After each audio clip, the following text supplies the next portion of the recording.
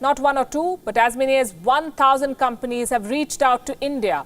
They're engaged in discussions with Indian officials at various levels. At least 300 companies are actively pursuing production plans. They belong to industries and sectors like mobiles, electronics, medical devices, textiles, and synthetic fabric.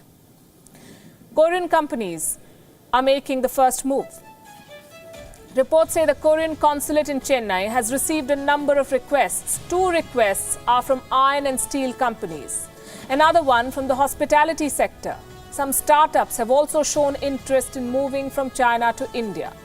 India is being seen as a solid alternative, a global manufacturing destination going forward.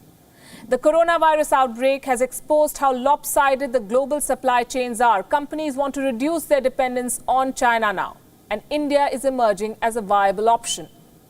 So which companies could come to India? There are reports that give some clear indications. Apple's manufacturing partner, Wistron Corporation, is reportedly interested in shifting to India. Pegatron, the company that assembles the iPhone, is also considering India. POSCO and Hyundai Steel are some South Korean names doing the rounds. The Indian government is keen on capitalizing the shift. Delhi is expected to make moves to attract more foreign companies. Reports say the government is planning an aggressive Make in India push after the lockdown is lifted.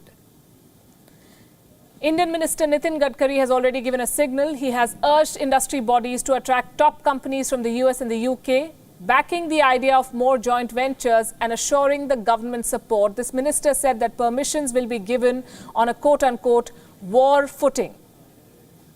So what works in India's favor is the question. This has been in the making well before the pandemic, we can tell you. India became an attractive option after the cut in corporate taxes. This happened last year. The corporate tax was reduced to 25%. For new manufacturing firms, it is as low as 15%, 1-5.